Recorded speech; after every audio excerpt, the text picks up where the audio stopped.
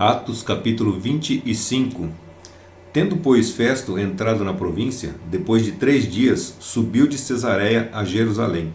Os príncipes dos sacerdotes e os judeus mais eminentes, apresentando-se diante dele, fizeram-lhe queixa contra Paulo, rogando-lhe e pedindo-lhe como favor contra ele, que o reenviasse a Jerusalém, armando ciladas para arrebatá-lo pelo caminho. Mas Festo, em verdade, respondeu que Paulo estava detido em Cesareia e que ele mesmo em breve partiria para lá. Portanto, disse ele: aqueles que dentre vós têm procuração, desçam comigo, e se houver nesse homem algum crime, acusem-no.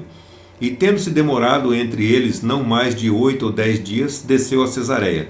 E no dia seguinte, sentando-se no tribunal, ordenou que trouxessem a Paulo.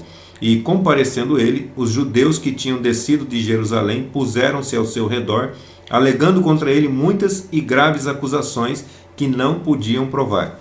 Mas Paulo respondeu em sua defesa: nem contra a lei dos judeus, nem contra o santuário, nem contra César tenho cometido pecado algum. Festo, porém, querendo ganhar favor dos judeus, respondendo a Paulo, disse: queres subir a Jerusalém e ser julgado ali perante mim a respeito destas coisas?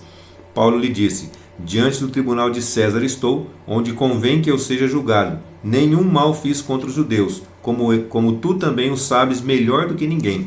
Se, pois, sou malfeitor ou tenho cometido alguma coisa digna de morte, não recuso morrer. Mas se nada há daquelas coisas que estes me acusam, ninguém pode entregar-me a eles, querendo o seu favor.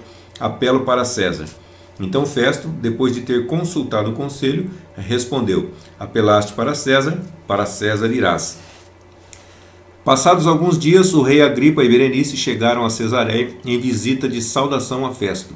Como se detiveram ali muitos dias, Festo expôs ao rei o caso de Paulo, dizendo: há um certo homem que foi deixado nas prisões por Félix, a respeito do qual, estando eu em Jerusalém, os príncipes dos sacerdotes e os anciãos dos judeus compareceram diante de mim, pedindo sentença contra ele, aos quais contestei, pois não é costume dos romanos condenar a nenhum homem por favor, antes que o acusado tenha diante de si a seus acusadores, e tenha tido oportunidade de se defender da acusação. E reunindo-se, pois, aqui sem demora, sentei-me no tribunal no dia seguinte e mandei que trouxessem o homem. Contra quem, levantando-se os acusadores, não trouxeram acusação alguma dos delitos que eu tinha suspeitado, senão que tinham contra ele certas questões a respeito da sua própria religião e concernente a um tal Jesus, já morto, a quem Paulo afirmava estar vivo.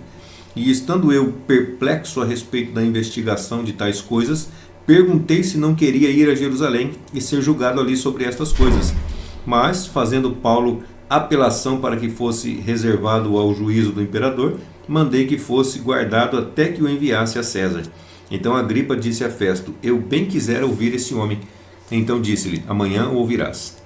No dia seguinte, pois, vieram Agripa e Berenice com muita ostentação e entraram na audiência com os chefes militares e varões de excelência da cidade. Então, por ordem de Festo, trouxeram a Paulo. Então Festo disse: rei Agripa, e todos os varões que estáis presentes conosco, vedes a este, acerca de quem toda a multidão dos judeus dirigiu-se a mim, tanto em Jerusalém como aqui, clamando que não convinha que ele vivesse mais.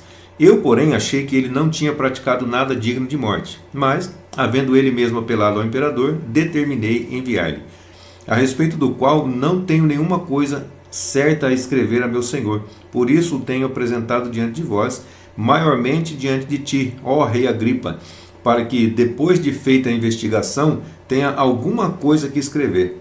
Porque não me parece razoável enviar um preso sem notificar as acusações que há contra ele.